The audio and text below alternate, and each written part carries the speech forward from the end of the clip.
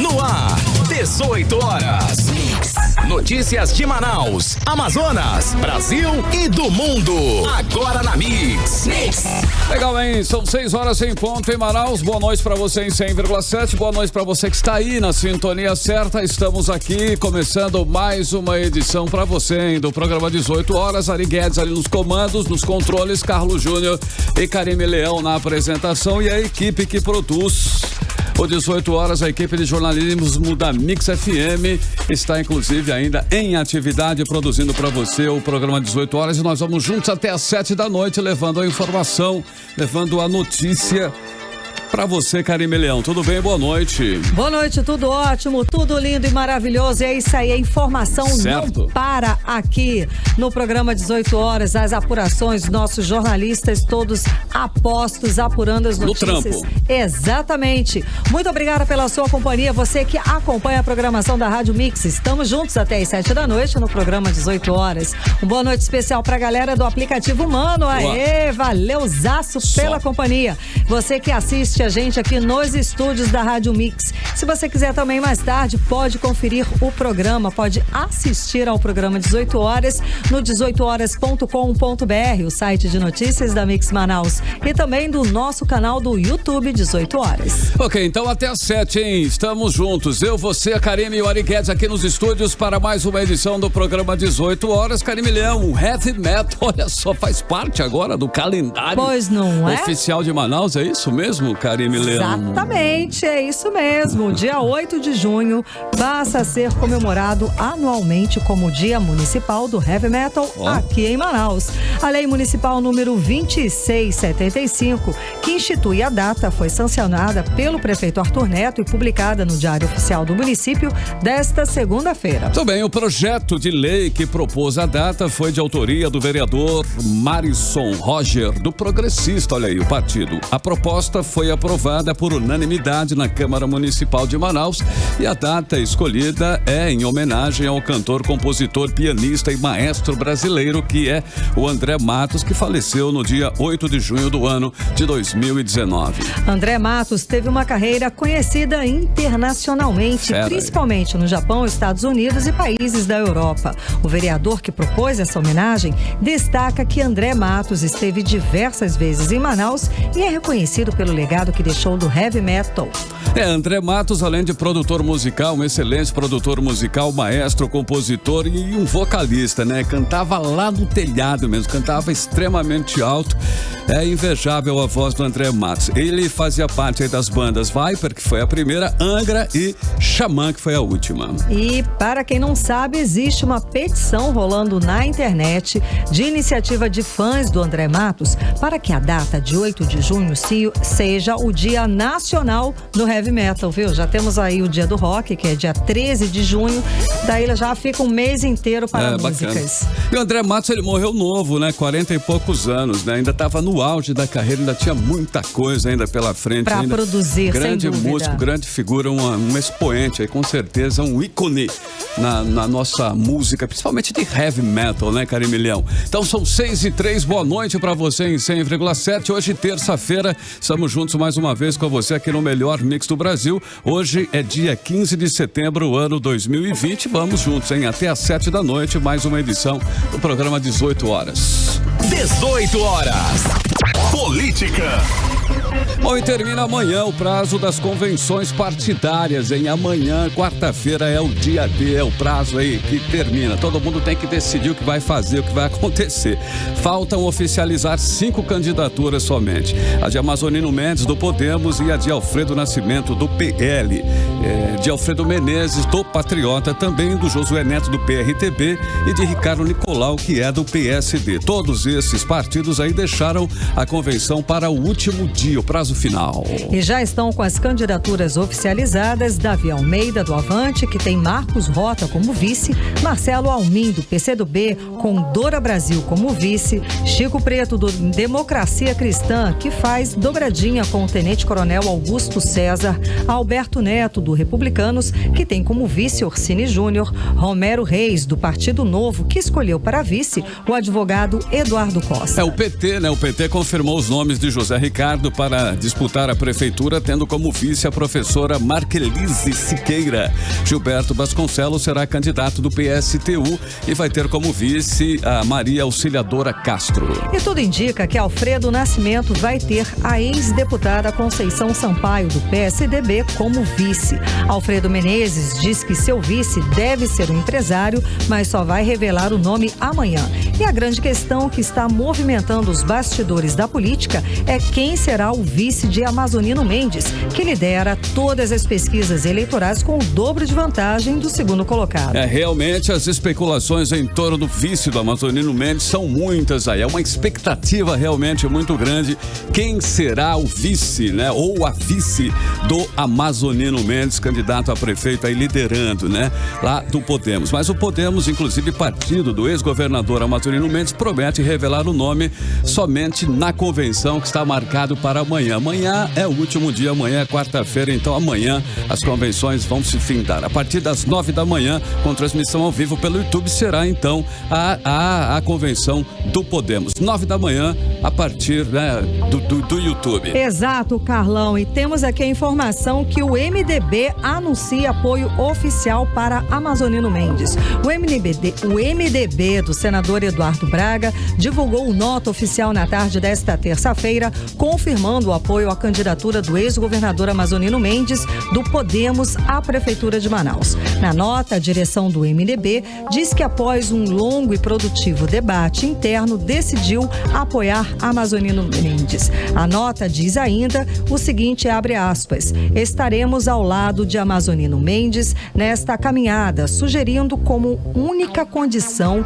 a realização de uma administração democrática e transparente, que ouça o cidadão e encaminhe a solução dos problemas que mais afligem a todos, a exemplo do transporte coletivo, trânsito, infraestrutura urbana e educação de qualidade, diz a nota do Diretório Municipal do MDB. Tá, então, tudo se ajeitando já nos últimos dias, né? Todo mundo aí já fazendo as suas ligações, então está aí. Amanhã teremos aí uma decisão, uma resposta final, né? Para todas essas especulações que estão girando aí em torno dos candidatos, né? E dos vice a prefeito de Manaus aí. Vamos ver amanhã, hein? Amanhã vai ser o resultado. Agora são 6h07 em Manaus. Estamos juntos com você até às 7 da noite, no 18 horas. Você está ouvindo 18 horas. E o temporal da tarde de hoje acabou adiando para amanhã a convenção do Republicanos, que vai oficializar a candidatura de Alberto Neto para prefeito e Orsini Júnior como vice. O local da convenção foi atingido pelo temporal, obrigando os organizadores a transferirem a convenção para amanhã. E a campanha eleitoral nem começou oficialmente e os políticos estão sendo contaminados pelo novo coronavírus.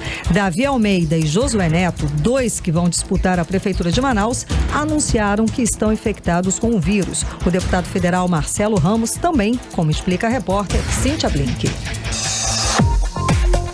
A gripezinha chegou nos prefeituráveis de Manaus e mudou a agenda e os planos de quem está na corrida para ser o chefe do Poder Executivo da cidade. O primeiro a testar positivo para a Covid-19 foi o presidente da Assembleia Legislativa do Estado do Amazonas, deputado Josué Neto, pré-candidato a prefeito de Manaus pelo PRTB, partido do vice-presidente do Brasil, Hamilton Mourão. Com isso, Josué nem saiu da recuperação do acidente em que fraturou a perna e agora tem o pulmão afetado. Nos bastidores, o que se diz é que a soma desses dois eventos na vida do presidente da Assembleia vai derrubá-lo da briga na eleição deste ano. O próprio Josué Neto dá margem para esse tipo de comentário ao postar nas redes sociais um pedido de oração pela saúde dele. O deputado postou: os últimos acontecimentos que envolvem minha saúde têm sido bastante difíceis, pois ainda me recupero de um acidente náutico que ocorreu 50 dias atrás. Peço a todos que gostam de mim que me ajudem com suas orações e pensamentos positivos. Depois dele, Davi Almeida, que figura bem nas pesquisas de intenção de votos, também foi pego pela Covid-19 e agora vai ficar isolado pelos próximos 15 dias. Como informou a assessoria do candidato, a agenda dele foi suspensa por essa semana. Hoje, por exemplo, na coletiva do Avante com o Partido Verde, Davi Almeida não estará presente. Fora do mundo dos candidatos, mas ainda na política, o deputado federal Marcelo Ramos também testou positivo para a Covid-19, assim como o secretário de Saúde, Marcelo Campelo. Cíntia Blink, para o 18 horas. 18 horas. Os dados do vice-governador do Amazonas, Carlos Almeida Filho, atualmente sem partido, sumiram, hein? Do portal oficial do governo do Amazonas. Simplesmente sumiram. No site constam apenas a foto e um texto contando a trajetória do governador Wilson Lima. Bom, esse é mais um round da briga que os dois travam publicamente. O que era um casamento perfeito agora é uma relação conflituosa que tudo é decidido na justiça. O governador Wilson Lima esvaziou o gabinete do vice e tirou 9 assessores diretos dele. O vice apelou para a justiça contra o remanejamento de seus assessores para a Casa Civil e uma verdadeira batalha judicial foi iniciada com várias liminares concedidas para os dois lados. Bom, essa é uma briga que ainda vamos conviver por mais algum tempo, uma vez que não há mais interesse de nenhum dos dois de ter uma convivência pacífica. Enquanto isso, é claro que quem fica no prejuízo, quem acaba pagando o pato é o povo. 18 horas. Economia. Olha essa, hein? A japonesa Sony anunciou que vai fechar a sua fábrica em Manaus depois de 48 anos produzindo aqui no polo industrial da Zona Franca de Manaus. No comunicado divulgado nesta segunda-feira, a empresa afirma que vai encerrar as atividades em março de 2021. A repórter Nathalie Moraes tem mais detalhes dessa decisão que impacta negativamente na economia aqui do estado. Mais de 220 funcionários, a empresa Sony comunicou a varejistas que em março de 2021 irá fechar a sua fábrica no Brasil, que fica no polo industrial de Manaus. A empresa afirmou que a fabricação de eletrônicos será encerrada em março. A venda e a distribuição de segmentos como TVs, áudio e câmeras também serão encerradas em meados de 2021. A garantia e a assistência técnica serão mantidas no Brasil, assim como a venda de videogame PlayStation. A assessoria da empresa Sony informou que a fábrica em Manaus mantém hoje 220 funcionários e que todos serão demitidos. Conversamos com o presidente do Centro das Indústrias do Amazonas, que afirmou que a empresa já vinha sofrendo uma queda de mercado. Essa questão do governo da Sony não é uma notícia boa, não chega a ser uma surpresa, né? Porque a Sony já vinha sofrendo na questão de mercado há algum tempo. Os volumes caíram bastante. Isso se deu principalmente por conta da concorrência com as coreanas e as chinesas. O mesmo aconteceu lá atrás, você deve se lembrar, com a Philips. A Philips deixou de produzir no Brasil áudio e vídeo primeiro, exatamente por conta dessas mudanças no cenário e no mercado global.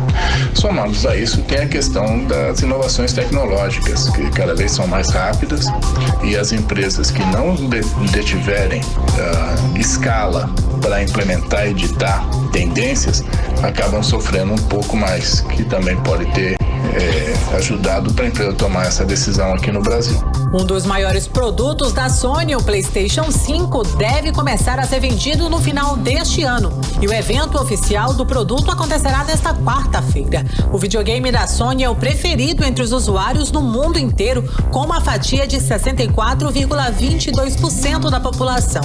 Segundo o CIEAN, o mercado das TVs no Brasil, por exemplo, hoje é dominado pela sul-coreana Samsung, líder de mercado global há 14 anos. E esse pode ser um dos pontos que pode ter levado a Sony a deixar o polo industrial de Manaus, já que as marcas chinesas e coreanas produzem em larga escala. A companhia japonesa não conseguiu acompanhar esse ritmo frenético e tecnológico. Wilson Périco falou sobre a falta de apoio do governo às indústrias. O país não conta com grandes indústrias brasileiras. Nós temos grandes multinacionais gerando empregos para brasileiros aqui.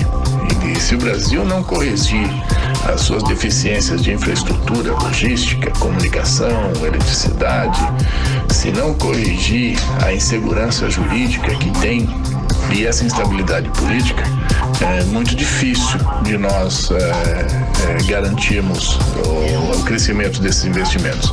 Nas redes sociais, o governador Wilson Lima lamentou na manhã de hoje a saída da empresa Sony da Zona Franca de Manaus. Em sua publicação, o governador afirmou que ainda não foi comunicado, abre aspas, a gente lamenta a saída da empresa porque isso significa uma menor circulação de recursos na nossa economia e também na perda de empregos. Ainda não fui comunicado formalmente pela empresa, mas a informação que a gente tem é que desde 2018 ela está em um processo de diminuição da fábrica de alguns produtos e essa é uma decisão de mercado de sair não só do Amazonas, mas também do Brasil para começar investimentos em outras áreas, em outras regiões do mundo, fecha aspas, dizia a publicação do governador. Segundo o presidente do Sindicato dos Metalúrgicos, o governador Wilson Lima abandonou o setor industrial que vem tentando um diálogo há pelo menos 2 anos. Isso aí eu acho que o governador está equivocado. Faz 2 anos que eu quero falar com ele sobre várias situações, ele não atende trabalhador. Pra você ter ideia, as fábricas de lâmpada de LED, fecharam 5 fábricas de LED esse ano. 5 fábricas. Ela fechou 5, que gerando quase 600 empregos, ninguém falou nada. Nos últimos 20 anos, o Polo Industrial de Manaus viu diversas empresas de grande porte fecharem as portas, como a Philips, Sharp, Gradiente e Nokia, evidenciando as dificuldades das empresas em conseguir manter operações com os custos em todo o país. Nathalie Moraes, para o 18 horas. Pois é, e só mesmo vai ficar a divisão do PlayStation, que vai permanecer vendendo produtos aqui no país, não é? E essa decisão da Sony encerra as atividades no Polo Industrial de Manaus é muito preocupante. Ela vai encerrar as atividades depois de 48 anos, imagina, já são mais de 200 funcionários que a empresa tem, que a fábrica tem. Bom, isso indica o quê? Indica que produzir em Manaus já não é mais tão atrativo diante da globalização e da invasão dos produtos chineses. Uma decisão que pode ter efeito dominó com outras multinacionais adotando a mesma estratégia. E como destacou bem aí a repórter Nathalie Moraes, o fim das atividades da Sony em Manaus significa menos 220 funcionários.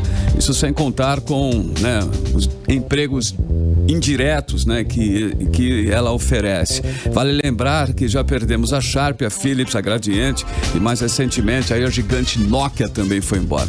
O que a gente espera agora é que, né, essa bancada, essa debandada, né, que está acontecendo aí no Polo Industrial de Manaus, né, dá um tempo aí que cada vez mais se fortaleça, né, as empresas que estão aqui com atração aí para novos investimentos e consolidação aí das empresas já instaladas na Zona Franca. Você está ouvindo 18 horas. Bom, e agora o assunto é a Amazônia. Isso porque, segundo o Centro Gestor e Operacional do Sistema de Proteção da Amazônia, houve redução nos avisos de desmatamento e focos de calor na Amazônia, dado que vai na contramão da realidade do país. Vamos conferir mais detalhes agora sobre esse assunto na reportagem de Júlia Gomes. A informação foi publicada no site do Sensipan, o Centro Gestor e Operacional do Sistema de Proteção da Amazônia. De acordo com eles, os avisos de desmatamento na Amazônia Legal tiveram redução de 21% e os focos de calor caíram 6% quando comparados ao mês de agosto de 2019. Em julho, o desmatamento já havia registrado queda de 26,5% em relação ao ano passado. Segundo o Sensipan, o resultado tem a contribuição de uma equipe de 10 especialistas que realiza a integração de dados visando otimizar o trabalho das equipes de campo durante a Operação Verde Brasil 2, que atua em ações preventivas e repressivas contra o desmatamento ilegal, além do combate a focos de incêndio. No entanto, dados consolidados pelo INPE, o Instituto Nacional de Pesquisas Espaciais, aponta crescimento nos incêndios florestais no Brasil ao longo de 2020, em quase todos os biomas, e que a área mais afetada pelo fogo é justamente a Amazônia. Até o último sábado, 12 de setembro, o INPE registrou mais de 60 mil incêndios na região, 8% a mais do que o contabilizado no mesmo período de 2019. Ainda segundo o INPE, a área desmatada na Amazônia por conta do fogo foi de 1.359 quilômetros quadrados em agosto. O número é o segundo maior para o mês dos últimos 5 anos, perdendo apenas para agosto do ano passado, quando as queimadas consumiram 1.714 quilômetros quadrados da floresta. No Nós entramos em contato por telefone com o CECIPAM, mas fomos informados que eles não tinham autorização para falar sobre o assunto. Júlia Gomes para 18 horas. Você está ouvindo 18 horas. Bom, o presidente da CPI da Saúde, que é o delegado Péricles, apresentou um pedido para prorrogar mais 60 dias os trabalhos da CPI da Saúde. Agora cabe à mesa diretora colocar o requerimento para votação em plenário e depois o plenário, né, aprovar por maioria simples. O tempo mais para os deputados continuarem investigando os malfeitos da Secretaria de Saúde de 2011, né? É bom, até agora, né? O que aconteceu até agora na saúde? Durante de 2011 para cá e, é claro, com foco especial durante a pandemia do novo coronavírus. 2020. Mas, Carlão, a questão é a seguinte: será que um plenário cheio de parlamentares pró-governo vai aceitar que a CPI da Saúde continue vasculhando os contratos da Secretaria? É o que vamos saber agora na reportagem de Cíntia Blink. A CPI da Saúde quer mais 60 dias para continuar os trabalhos, mas agora depende do voto dos 24 deputados da Assembleia Legislativa do Estado do Amazonas. Basta maioria simples para a comissão ganhar esse tempo extra, mas nem mesmo dentro da CPI houve unanimidade quanto à prorrogação. O deputado da base governista, Dr. Gomes, foi contra o requerimento. E para o deputado Dermilson Chagas, que é da oposição, a maioria do plenário vai querer parar a CPI da Saúde. Olha, o meu voto é favorável. Agora, a bancada do governo está preparada para não prorrogar. Sabe que a CPI machucou, tem tratado de vários assuntos importantes da gestão do governo atual e, com certeza, a base do governo não vai prorrogar. O deputado Serafim Correia, que é membro da comissão, disse que no plenário cada cabeça é uma sentença. E apelamos para o bom senso de todos os colegas para termos aprovado essa prorrogação. Se, no entanto, ela não vier, nós aceleraremos os trabalhos e, da mesma forma, encaminharemos um relatório circunstanciado a todos os órgãos, no caso, Ministério Público Federal Estadual, Controladoria Federal Estadual, Tribunal de Contas Estadual e da União. A primeira batalha da CPI é que o requerimento entre na pauta para ser votado amanhã, como solicitou Serafim para a vice-presidente da Assembleia, deputada Alessandra Campelo. Eu gostaria de fazer um apelo. Tem um requerimento da CPI da Saúde pedindo a prorrogação por mais 60 dias, que ele fosse votado amanhã. Ok, deputado Serafim. Entendi. Eu recebi o requerimento aqui e vou já analisá-lo. Se ele estiver ok, vamos colocar assim em votação sem nenhum problema. A deputada, que é uma ferrenha defensora do governo Wilson Lima, assumiu a mesa porque o presidente, deputado Josué Neto, está afastado depois de testar positivo para a Covid-19. A reportagem consultou os parlamentares para saber como eles pretendem votar, a favor ou contra a prorrogação do tempo de trabalho da CPI da Saúde. Dos 24 deputados, 11 responderam. Alessandra Campelo e Josué Neto ainda não sabem como vão votar. Ela está analisando e ele disse que precisa ter acesso à justificativa da comissão para pedir o tempo a mais. Maiara Pinheiro, Serafim Correia, delegado Péricles, Dermilson Chagas, Fausto Júnior, Wilker Barreto, Ricardo Nicolau e Belarmino Lins são favoráveis à prorrogação dos 60 dias. Caso a maioria simples do plenário não permita que a comissão siga o trabalho por mais esse tempo, a CPI terá um pouco menos de 2 semanas a partir desta quarta-feira para encerrar os trabalhos. Cíntia Blink para o 18 horas. 18 horas. Agora são 6 horas e 23 minutos em Manaus. Vamos abrir a playlist do 18 horas desta terça-feira. E apesar, olha só, de terem perdido aí o primeiro lugar da Billboard Hot 100 nesta semana, os meninos aí do BTS, né, podem comemorar com certeza suas novas marcas conquistadas na parada musical dos Estados Unidos com a música Dynamite. E depois de 2 semanas no topo, a música tornou-se o single mais vendido nos downloads dos Estados Unidos este ano. Então vamos de música. Vamos abrir a playlist de hoje aqui do 18 horas com Dynamite. Horas. Tudo bem, 6 horas 27 minutos em Manaus, né? BTS, que ficaram aí um bom tempo, né? Em primeiro lugar na Billboard Hot 100, a música Dynamite. Você conferiu a primeira da playlist aqui no 18 horas, o melhor mix do Brasil. Mix.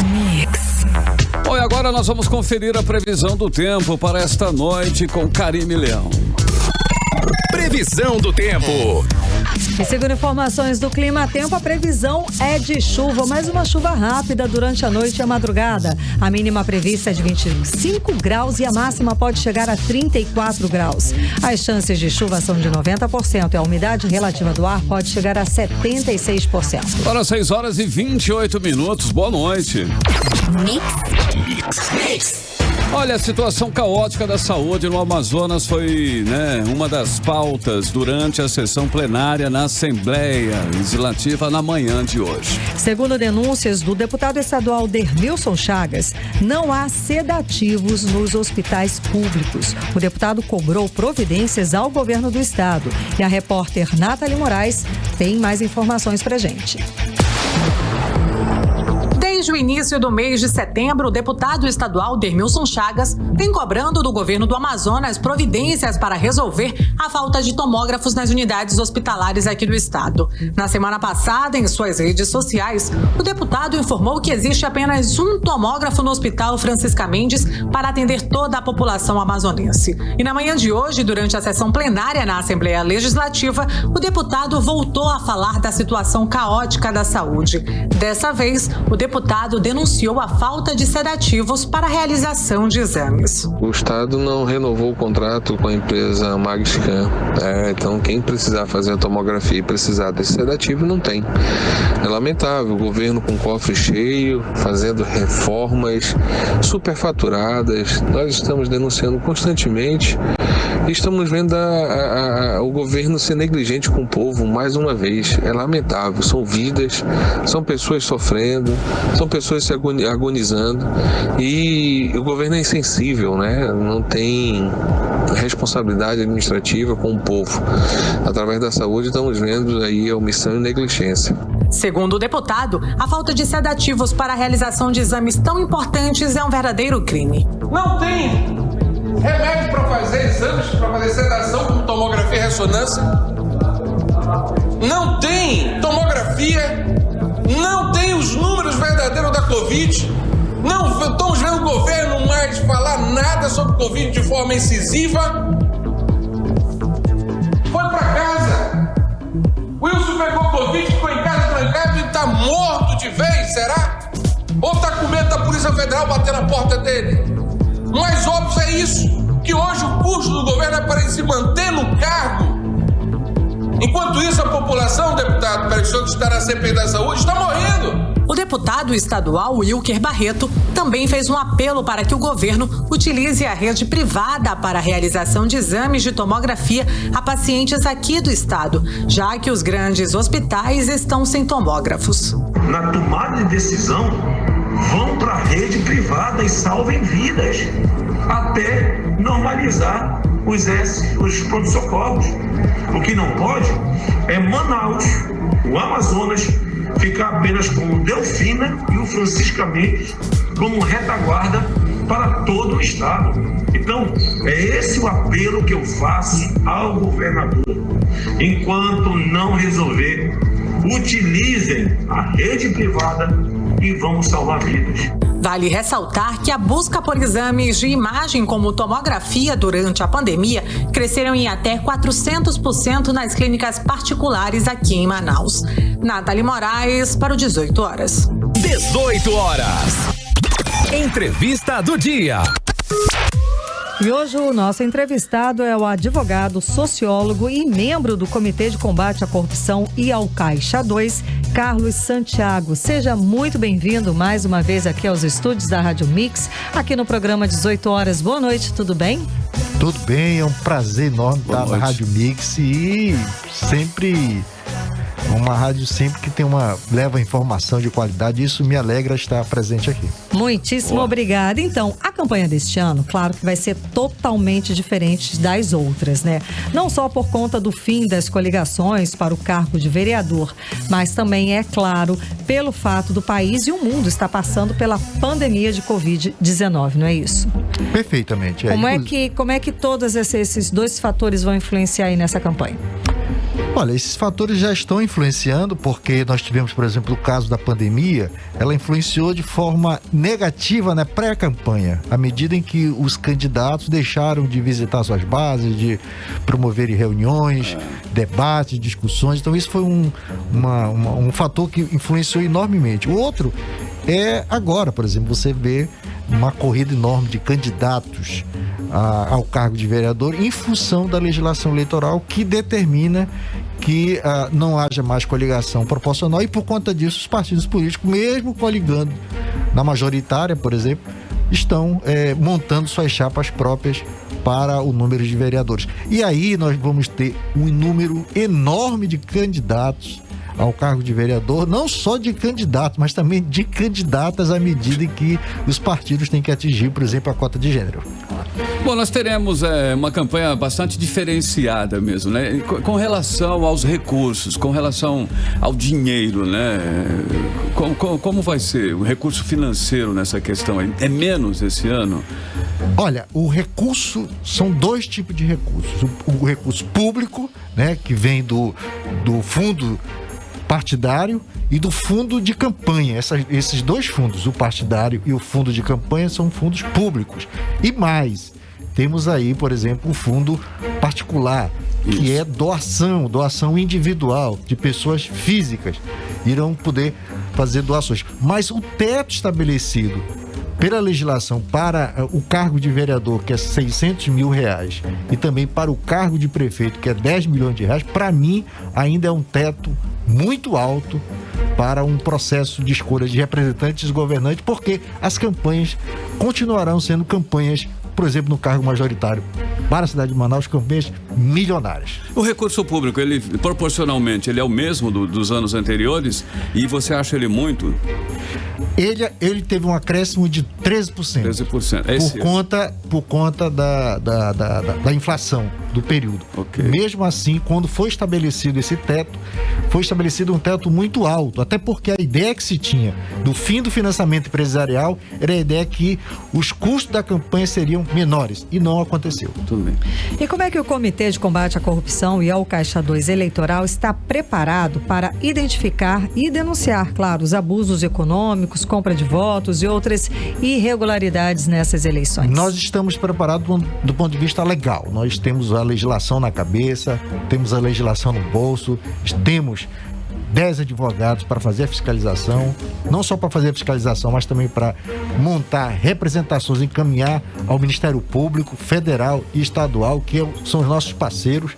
E mais do que isso, o Comitê de Combate à Corrupção, além de contar com advogados, conta com contadores, conta com economista e lideranças da Igreja Católica, uma instituição religiosa que está em todos os municípios do estado do Amazonas, não só para receber denúncia, mas também para encaminhar os órgãos competentes às denúncias.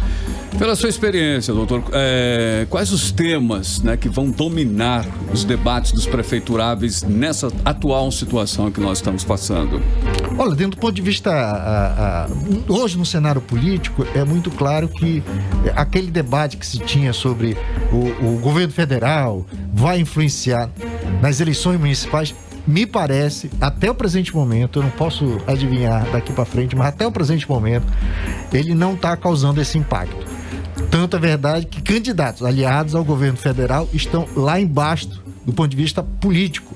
Estão lá em cima nas cabeças das pesquisas, aqueles que se colocam como autônomos, pessoas independentes com relação ao governo federal. Então, eu penso que os problemas locais serão mais desafiadores e mais debatidos do que um debate sobre ideologia de esquerda e de direita, bolsonarista, petista. Okay. E isso não vai ser a tônica do debate político. Não vai permear agora essas eleições. E nem um debate sobre jovem, candidato jovem, fora da política, contra candidatos caciques, experientes. Quer dizer, essa discussão, para mim, também não vai ser a tônica. Eu acho que a grande tônica do debate será a confiança. O eleitor está muito desconfiado com relação aos atuais políticos, até porque no ano de 2018 ele depositou votos na experiência, votos no novo, no jovem, né? Alguém fora da política, e me parece que isso não deu certo. Deu mal. A grande rejeição, né, do atual governo é um retrato disso, me parece. Não só do Amazonas, mas no governo de Minas, no governo do Rio de Janeiro. Em outras capitais. O Witzel está afastado atualmente do governo do Rio de Janeiro, né? E correndo o risco de ser preso. Exatamente. Bom, a gente está tendo notícias de candidatos e pré-candidatos à prefeitura de Manaus, né? Testando positivo para a Covid, o caso de Davi Almeida e Josué Neto. O comitê tem como atuar de alguma forma nessas campanhas para que se evitem aglomerações ou que pelo menos sejam cumpridas as determinações sanitárias? Sim, o comitê inclusive já informou, por exemplo, ao Ministério Público, que é o fiscal da legislação, e na resolução do Tribunal Superior Eleitoral determina que é liberado as convenções, inclusive presenciais, desde que seja obedecido o aspecto sanitário, o aspecto médico, ou seja, sem aglomeração, distanciamento, o uso da máscara e de álcool em gel. E pelas informações que se tem, os últimos candidatos, que se lançaram aí, candidatos não só na cidade de Manaus, também no interior, fizeram grandes aglomerações, e as pessoas que estavam lá, políticos inclusive, muitas delas, hoje apresentaram sintomas, o exame positivo de Covid. Isso é extremamente preocupante, até porque essas convenções podem ser inclusive questionadas à medida em que elas não atenderam à determinação legal, que é o cumprimento das normas de saúde e sanitária. Doutor, uma questão, como conquistar o voto do eleitor? Já que o senhor mesmo mencionou aí, falou que o eleitor ele já está um pouco com o pé atrás ali, né? Com alguns candidatos, com algumas situações. O eleitor ainda acredita em promessas? O político ainda deve prometer ainda, na sua opinião? Olha, nós temos um perfil, não é fio só do eleitor, da sociedade brasileira. A sociedade brasileira, ela acredita no personalismo, né? No herói, né? Um salvador da pátria. Isso tanto faz ser na nossa história, na história social, mas também na nossa história política, né? Nós temos aí elegendo pessoas como se fossem salvadoras do momento político, da situação crítica administrativa que passamos. Então, eu penso que o eleitor ainda está muito nessa ideia de buscar alguém como se fosse uma pessoa quase que enviada divinamente para resolver os problemas, e na verdade nós temos que entender que o que funciona mesmo é o poder da sociedade a partir do seu voto, da sua responsabilidade. Então, eu acho que uma das formas que o candidato pode conseguir voto nessas eleições é dizer para a sociedade que somente ela é capaz de mudar o atual quadro político e econômico do país. De que forma? A partir do voto. A partir da importância que ela dá ao seu voto. Se ela não der importância ao seu voto, for buscar pessoas que se colocam como divinas, certamente nós não vamos resolver o problema. Voto consciente, não é? Voto consciente. Exato. Bom, Manaus vai ter 12 candidatos a prefeitos, né? E nenhuma mulher está disputando ao cargo. O senhor analisa algum tipo de machismo nessa campanha e nas outras passadas também? Temos poucas mulheres candidatas. Nós temos uma tradição patriarcal, nós temos uma tradição machista, e essa tradição machista, patriarcal brasileira, ela está em todas as instituições, tanto pública como instituições da sociedade civil. E os partidos políticos são exemplos disso. Eles são comandados, muitos deles, por famílias inteiras, e alguns por pequenos grupos para se promoverem com negócios. E aí a mulher, neste caso, é extremamente secundária. Quando ela não é parte da família, ela é extremamente secundária nesse ambiente. E por conta disso, tanto faz de ideologia de esquerda, de direita, de centro, e independentemente do partido político, as condições da mulher são as mesmas em todas as eleições. É uma pena que hoje, na cidade de Manaus, eu fiz inclusive um levantamento disso, 52% do eleitorado é de mulheres. E mulheres hoje não estão nas chapas majoritárias, ou não estão apresentando como as principais figuras numa chapa majoritária. Tem aí a condição de vice, mas como candidatura principal não estão lá. Doutor, nas coligações que ainda não terminaram, inclusive amanhã, né, o prazo final entre prefeitos, né, e vice-prefeitos, coligações de partidos, o senhor acha que teve alguma surpresa ou até agora as alianças aí que o senhor viu já estavam pré-anunciadas ou esperadas? Olha, eu vejo o seguinte, que parece-me que pelo andar da carruagem, nós teremos um segundo turno antecipado, quer dizer, o primeiro colocado das pesquisas hoje, né, o candidato Amazonino Mendes, e o segundo colocado, Davi Almeida, começa a se consolidar e vão buscar, a partir de agora, o eleitor indeciso e aquele eleitor que está propenso a votar num outro candidato que não seja eles dois. Então, eu vejo mais ou menos nesse ambiente. E com relação ao inesperado na campanha, nesse momento eu não vejo nada de inesperado e nem nada de inovador no processo político, porque sempre buscam aquela ideia de que a eleição agora vai ter uma surpresa, porque tem alguém de fora, tem uma novidade, e me parece que essa eleição será a eleição mais sem novidades que nós já tivemos nos últimos anos. Tá bom de novidade, né? O eleitor apostou na novidade e de repente não gostou muito. Bom, para finalizar, falando do eleitor, como é que ele pode também ajudar a fiscalizar essa eleição? O cidadão. Olha, o cidadão tem que ter... nós sempre criticamos os políticos, os partidos políticos, os dirigentes, mas criticamos poucos o eleitor, aquele que coloca os políticos lá. Então, o eleitor tem que ter responsabilidade com a sua vida, ter responsabilidade com o coletivo e votar de forma responsável e consciente. Essa ideia, meu amigo, de que o eleitor, depois de 6 meses, não sabe nem quem votou, para mim, eu não acredito nisso. Eu acho que ele está, depois de 6 meses, decepcionado e fica falando que não lembra em quem votou, para não se expor. Geralmente para vereador as pessoas esquecem.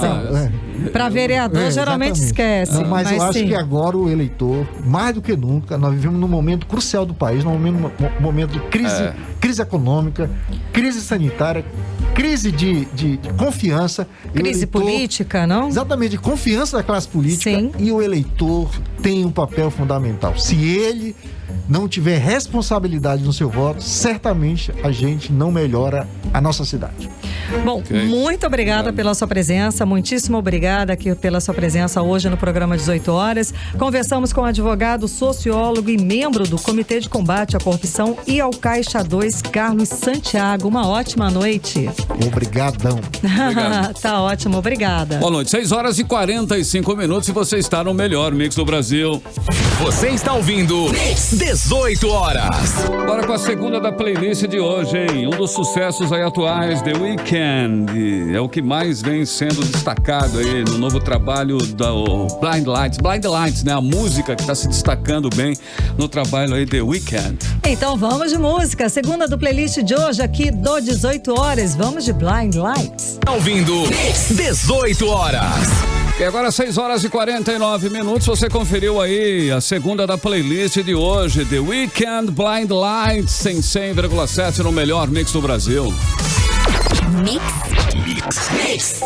E o prefeito Arthur Neto entregou agora há pouco os primeiros 112 novos ônibus que vão atender aos usuários da capital.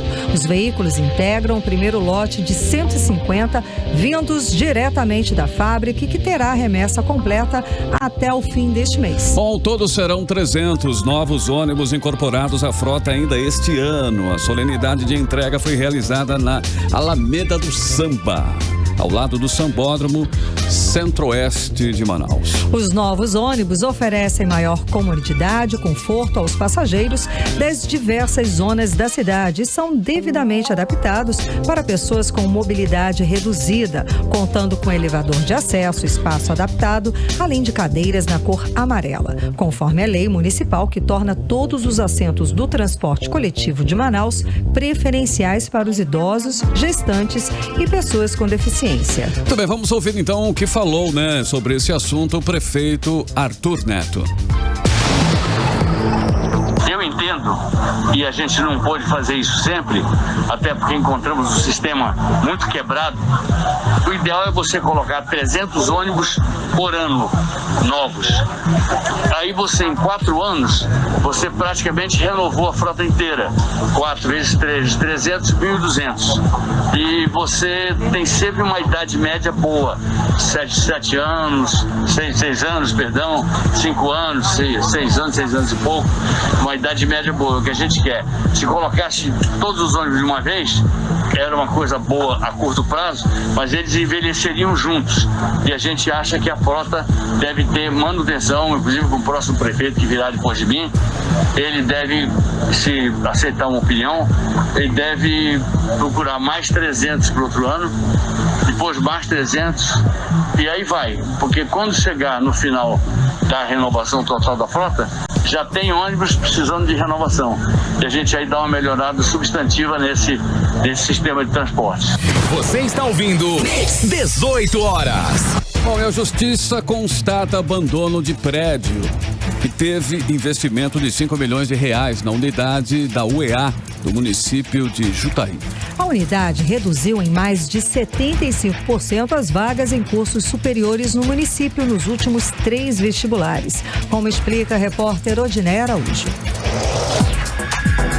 De acordo com o Ministério Público do Amazonas, a Universidade do Estado, UEA, reduziu em mais de 75% as vagas de cursos superiores no interior do estado nos últimos 3 vestibulares. O núcleo de Jutaí, por exemplo, nos vestibulares 2019 e 2020, não ofereceu nenhuma vaga e até agora não disponibilizou as 24 vagas ofertadas no vestibular 2018 para o curso de Educação Física. De acordo com o Ministério Público, a UEA de Jutaí está com um semestre de atraso letivo. Deveria ter iniciado as aulas no início do 2º semestre do ano passado, mas até agora o prédio sequer foi inaugurado, apesar do investimento de quase 5 milhões de reais por parte do governo do estado. No dia 26 de agosto, a UEA de Jutaí recebeu a visita de uma equipe do Ministério Público do Amazonas, comandada pelo promotor de justiça Elanderson Lima Duarte. A visita foi para fiscalizar o abandono no local. Foi observada a falta de manutenção das instalações físicas e inúmeras deteriorações.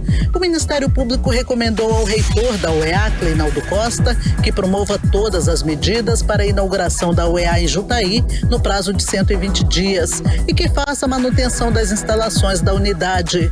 O Ministério Público também determinou que no vestibular para o ano que vem, a UEA de Jutaí inclua pelo menos um curso de nível superior. Se não tiver condições, no vestibular para 2022, a universidade deve ofertar pelo menos 2 cursos superiores para compensar a ausência de vagas nos vestibulares de 2019 e 2020. O Ministério Público também recomenda que tenha início no 2º semestre letivo as aulas do curso de Educação Física oferecido no vestibular 2018, acesso 2019, de acordo com o calendário aprovado pelo Conselho Universitário. A UEA não se pronunciou sobre o caso. Odiné Araújo para o 18 horas. 18 horas. E ontem nós falamos aqui no 18 horas sobre a reabertura gradual das agências do INSS para atendimento presencial. Pois é, porém, o atendimento foi cancelado nas agências aqui da capital. A informação foi repassada pela Associação dos Aposentados e Pensionistas do Estado do Amazonas. Vamos a mais detalhes na reportagem de Júlia Gomes. Nesta segunda-feira, o Instituto Nacional do Seguro Social, o INSS, começou a retomada do atendimento presencial em parte de suas agências. Aqui no Amazonas, das 26 agências, 12 estavam previstas para reabrir, porém os segurados com agendamento marcado não foram atendidos. Segundo José Araújo, presidente da Associação dos Aposentados e Pensionistas do Estado do Amazonas, uma ação feita pelo Sindicato dos Trabalhadores do Instituto cancelou o retorno das atividades presenciais nas agências do Amazonas. A informação que nós temos aqui, que o sindicato do pessoal do INSS entraram com uma ação para que não fosse aberta os postos do INSS. E com isso, houve essa decisão e o povo ficar na deriva aí. Vale lembrar que mais de 30 mil amazonenses esperam na fila do INSS por análise do pedido de benefício. Procurados, o Instituto Nacional do Seguro Social negou a informação. A assessoria de comunicação do INSS aqui em Manaus informou que o atendimento nas 12 agências da Previdência Social de todo o Amazonas previstas para reabrirem foi realizado normalmente. O INSS ressalta ainda que só serão atendidos os segurados que realizarem agendamento prévio. Júlia Gomes para o 18 horas. Você está ouvindo 18 horas. Hospitais particulares de Manaus registram aumento nas internações por Covid-19. Segundo boletins da Fundação de Vigilância em Saúde, em um mês a rede particular registrou alta de 68,9%. Somente na SAMEL o aumento foi de 150%. A reportagem é de Odineia Araújo. No boletim da Fundação de Vigilância em Saúde de ontem, a informação é de que 269 pacientes com Covid-19 estão internados, 176 em leitos clínicos, sendo 62 nos hospitais da rede privada e 114 na rede pública. O boletim informou ainda que 88 pacientes internados estão em UTI, 45 em UTI particular e 43 em UTI de hospitais públicos de Manaus. Existem ainda outros 60 pacientes internados com suspeita de coronavírus aguardando o resultado. Desses, 15 estão em UTI, 10 em hospitais particulares e 5 na rede pública de saúde. Ainda segundo o boletim da FVS, entre os internados que aguardam resultado em leitos clínicos, 23 estão nos hospitais particulares e 20 na rede pública.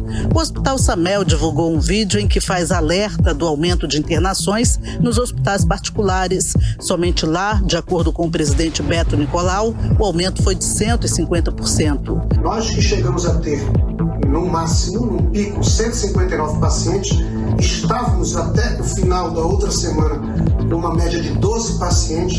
Nós aumentamos essas internações e hoje chegamos ao número de 30 pacientes. Por isso nós achamos importante comunicar para vocês. Para o diretor técnico do hospital, Daniel Fonseca, está havendo um repique de casos devido à volta das atividades, o relaxamento nas precauções, como o uso de máscara e o distanciamento social. Nós não acreditamos em uma segunda onda devastadora, como foi tão alarmado.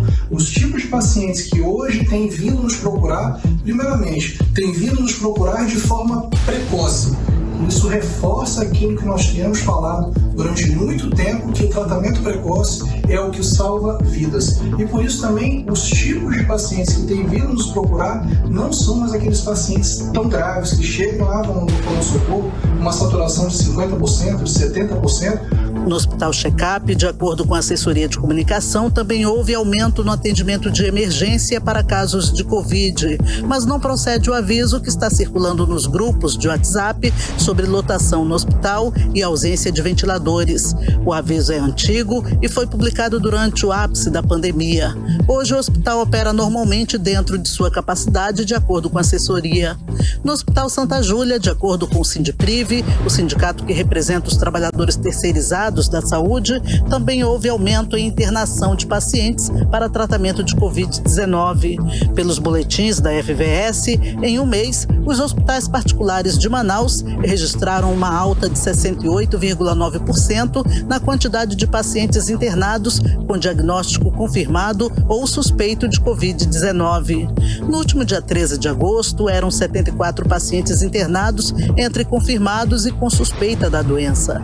Já no dia 13 de setembro, o número era bem maior, saltou para 125 pacientes. Enquanto os números na rede particular crescem de forma acentuada, as internações nos hospitais públicos também aumentam, mas de maneira mais lenta. Há um mês, a FVS registrava 162 pacientes internados nos hospitais do governo em Manaus. Um mês depois, o número passou para 188, um aumento de 16,05%.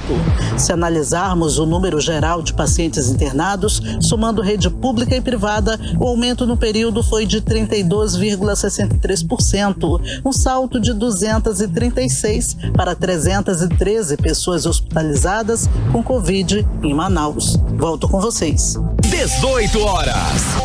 6 horas e 59 minutos. Agora nós vamos atualizar os números da Covid-19 no Amazonas e no Brasil com Karime Leão. E nesta edição do boletim foram confirmados aqui no estado do Amazonas mais 743 novos casos da doença da Covid-19. Dos 128.150 casos confirmados no Amazonas até esta terça-feira, 45.909 são em Manaus, corresponde a 35,82%. E 82.241 no interior do estado, que representa 64,18%. Ainda conforme o boletim, foram confirmados 8 mortes por Covid-19 ocorridas nas últimas 24 horas, e 1 por confirmação diagnóstica na tarde de hoje, elevando para 3.907 o total de mortes no estado do Amazonas por Covid-19. E nos números do Brasil, de acordo com os dados do Ministério da Saúde, o país tem hoje 4.356.690 pessoas infectadas, diagnosticadas positivo para o Covid-19. Temos o total de 132.297 mortes de Covid-19 em todo o país nesta terça-feira. O número de pessoas recuperadas da doença chega a 3.613.184. Agora, 7h01, seguimos direto para o Editorial 18 horas. Editorial 18 horas. Amanhã termina o prazo para os partidos anunciarem seus candidatos a prefeitos de Manaus. As pesquisas registradas na Justiça Eleitoral mostram as principais preocupações do eleitor: segurança e policiamento, saúde e atendimento médico, infraestrutura e transporte público são as principais preocupações. A cidade é como um ser vivo que precisa de uma administração que possa acompanhar sua evolução e suas necessidades. Não basta ter recursos, é preciso saber usá-los, ter competência para isso.